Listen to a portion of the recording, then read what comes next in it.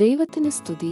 ഇന്ന് 2024 സെപ്റ്റംബർ മാസം 12 സിറോ മലബാർ സഭയുടെ ആരാധനാ കലണ്ടർ അനുസരിച്ചു ഇന്ന് ഏലിയാ സ്ലീവാമൂശക്കാലം 3-ാം വ്യാഴം.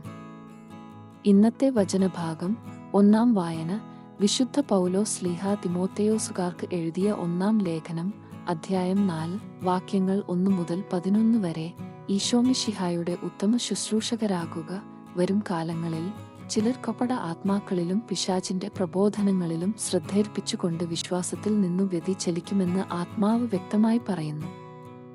മനസ്സാക്ഷി കത്തിക്കരിഞ്ഞുപോയ നുണയന്മാരുടെ കാപട്യമാണ് ഇതിനു കാരണം. അവർ വിവാഹം പാടില്ലെന്നു പറയുകയും ചില ഭക്ഷണ സാധനങ്ങൾ വർജിക്കണമെന്നു ശാസിക്കുകയും ചെയ്യുന്നു. ഈ ഭക്ഷണ സാധനങ്ങളാകട്ടെ വിശ്വസിക്കുകയും സത്യം അറിയുകയും ചെയ്യുന്നവൻ കൃതജ്ഞതാപൂർവം ആസ്വദിക്കാൻ വേണ്ടി ദൈവം സൃഷ്ടിച്ചതാണ്. എന്തെന്നാൽ ദൈവം സൃഷ്ടിച്ചവയെല്ലാം നല്ലതാണ്, കൃതജ്ഞതാപൂർവമാണ് സ്വീകരിക്കുന്നതെങ്കിൽ ഒന്നും നാം നിരാകരിക്കേണ്ടതില്ല. കാരണം അവ ദൈവവചനത്താലും പ്രാർത്ഥനയാലും വിശുദ്ധീകരിക്കപ്പെടുന്നു. ഇക്കാര്യങ്ങൾ നമ്മുടെ സഹോദരരുടെ ശ്രദ്ധയിൽപ്പെടുത്തിയാൽ നീ യേശുക്രിസ്തുവിന്റെ നല്ല ശുശ്രൂഷകനായിരിക്കും.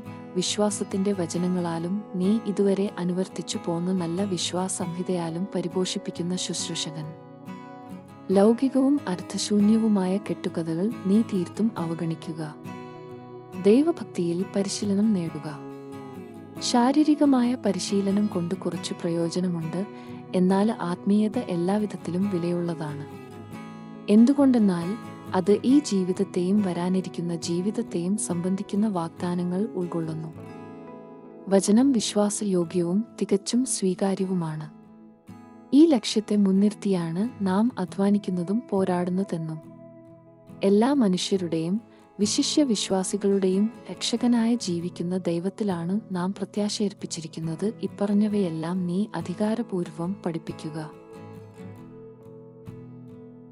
വിശുദ്ധ മർക്കോസ് അറിയിച്ച നമ്മുടെ കർത്താവീശോ മിശിഹായുടെ പരിശുദ്ധ സുവിശേഷം, അധ്യായം 13, വാക്യങ്ങൾ 32 മുതൽ 37 വരെ. സദാ ജാഗരൂകത. എന്നാൽ ആ ദിവസത്തെക്കുറിച്ചോ ആ മണിക്കൂറിനെക്കുറിച്ചോ പിതാവിനല്ലാതെ മറ്റാർക്കും, സ്വർഗത്തിലുള്ള ദൂതന്മാർക്കോ പുത്രനു പോലുമോ അറിഞ്ഞുകൂടാ. ശ്രദ്ധാപൂർവം ഉണർന്നിരിക്കുവിൻ.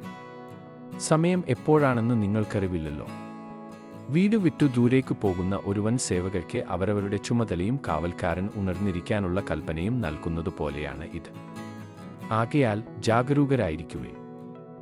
എന്തെന്നാൽ ഗൃഹനാഥൻ എപ്പോൾ വരുമെന്ന് സന്ധ്യയ്ക്കോ അർദ്ധരാത്രിക്കോ കോഴി കൂവുമ്പോഴോ രാവിലെയോ എന്ന് നിങ്ങൾക്കറിഞ്ഞുകൂടാ.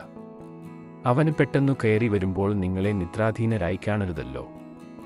ഞാൻ നിങ്ങളോട് പറയുന്നത് എല്ലാവരോടുമായിട്ടാണ് പറയുന്നത്. ജാഗരൂകരായിരിക്കുവിൻ. ദൈവവചനമാണ് നമ്മൾ ശ്രവിച്ചത്. നമ്മുടെ കർത്താവായ മിശിഹായ്ക്ക് സ്തുതി.